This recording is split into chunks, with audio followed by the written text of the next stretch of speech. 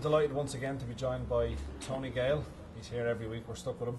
But more importantly, three Arsenal legends, Kenny Samson, Perry Groves and Terry Neill. Terry, I've got to speak to you first because you were one of the youngest manager, I believe, at Arsenal. The criticism Arsene Wenger was getting last week, it's way over the top. No, but it's just a reflection of the way the world and the game is now. You lose a couple of games, you have a couple of hiccups, and that's the name of the game.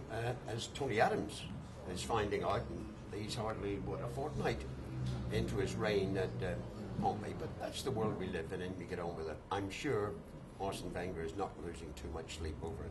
Absolutely, and as a former manager, you must be very impressed with this new crop of youngsters he seems to be bringing through the Arsenal youth setup. More importantly, I'm impressed with the club and the way the directors are handling the business side of the club at the moment. They've got stability there, which their local rivals, Tottenham, don't have, and a lot of clubs don't have. And I've always said the strength of the Arsenal Football Club is in the boardroom, and that remains so, and long may it remain that way. It does help to have Arsene Wenger there, who is, quite apart from being a decent coach, but he's also an economics graduate, so hence is pleading poverty every time it comes up to the transfer market. We've got to pay for the stadium, we can I nick him for this and that, you know. Man City ring up, Chelsea ring up. Does he get free tickets? I'll tell you what, I think Terry's free tickets have sorted for the rest of the season. Now, you've talked about Arsenal. Do you really feel that they can mount a serious challenge for the Premiership title this year? They're 6 points off the pace. What crisis is that? I still do believe they could do that double. There's a long way to go. We've seen a glimpse of the future in midweek in the Carling Cup with the kids, and expect one or two of those kids to make appearances here and there, as Arsenal, as he does, bloods them in there. Obviously, you can't ignore the other top clubs, the Man U's, Liverpool's, Chelsea, with their strength and depth. But I do believe in Arsene Wenger, which is the most important thing for me. There's a massive difference, I tell, from the Carling Cup to the Premier League. Even when the crowd's going to the game, they're going to see a young team, vibrant team, want to be entertained. If you don't beat Wigan, it's a young under-19 side, it's not so drastic. So players can go out and play with not the pressure in the Premier League. The Premier League is miles more pressure, miles more tension, miles more expectancy. Every challenge has been put in front of the young players. Against Sheffield United, Wigan was a tougher challenge because they had a stronger Premiership side without Emil Heskey. They wiped them off the floor, but trust me, there's a massive difference to playing in the Premier League. Massive difference. Well, if we're sticking with the Premier League this weekend, Perry, 10 games on, where would your cash be going this weekend if you were to have a My bet would be Blackburn Rovers to beat Sunderland, because I like Paul Ince as a manager. I think he's done it the right way, going at Macclesfield, then going to MK Dons. He's trying to implement a playing style that necessarily wasn't how he played. I know he was very combative and in your face. He's trying to mix the both and get a nice free-flowing style. Rocky Santa Cruz is back fit again.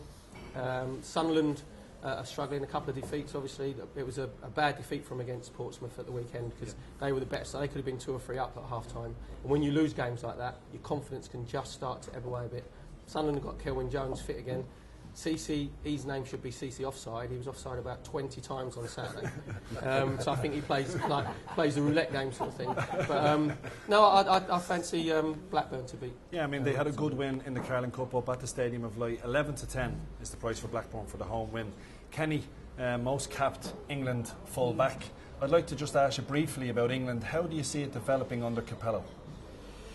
I think it's still early days, but you can't. The last 3 or 4 results have been fantastic for him, and there'll be a lot of confidence. I think he's very strict. He doesn't take any nonsense, which I think the England players need. You know, I think under Steve McLaren and Sven-Göran Eriksson, do what you want, lads, basically. And I don't think you can do that. I don't think you can do it at club level, especially international level.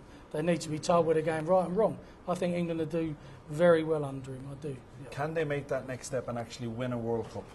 I always say when you get the World Cups, I played in 2 and 2 European Championships, you do need a little bit of luck on your side as well. And you being Irish, you remember the 1988 the European Championships, and we lost 1-0. Kenny. Very fond and memories. Gary Lineker on another day would have scored 4. Yeah. So I think if you're going to win something, even when you talk about the Premiership, obviously that's 38 games, but when you're a big cup of competition like a World Cup, you do need that little bit of Donald. I think that little bit of luck you can win something. I think we've got the players. I don't know about the players outside the squad. I'm not sure we've got enough depth. Okay. If the players stay fit, then yeah, we've got a chance. So looking at this weekend, Kenny, I think you've got a hot double for us to go for. Well, I'd go for Arsenal. Obviously, I know it's going to be a bit biased, but Arsenal and Chelsea, both to win, I think. Something like 4 to 5 evens, or whatever it is. Even money to double. Yeah, I think that's a good bet. If I was going to have a single bet, I'd most really go for Tony Adams and Portsmouth at West Ham, because West Ham are struggling in a minute, and I think Portsmouth have a lot of confidence after last week. Big price Portsmouth, 15 to 8. Yeah. Arsenal, just a quick question about the Arsenal-Villa game.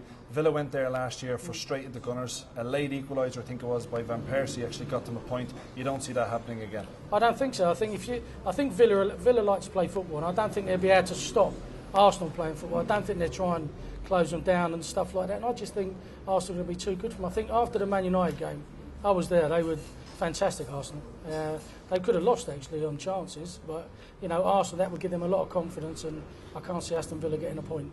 Well, switching on to Tony Gale, you've had 3 horrific results on the bounce, Tony.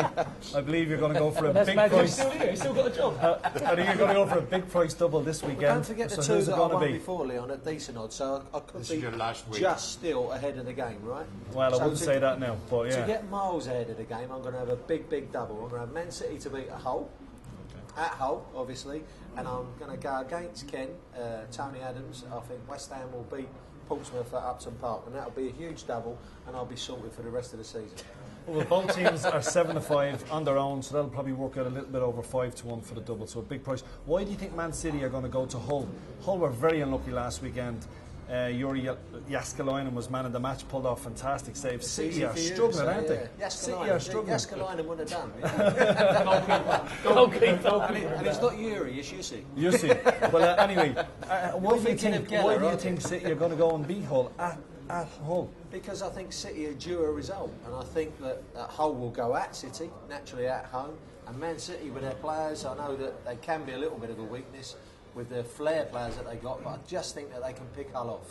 And if Hull attack a team, then I don't think that they're really good enough to defend a situation against some flair players like City.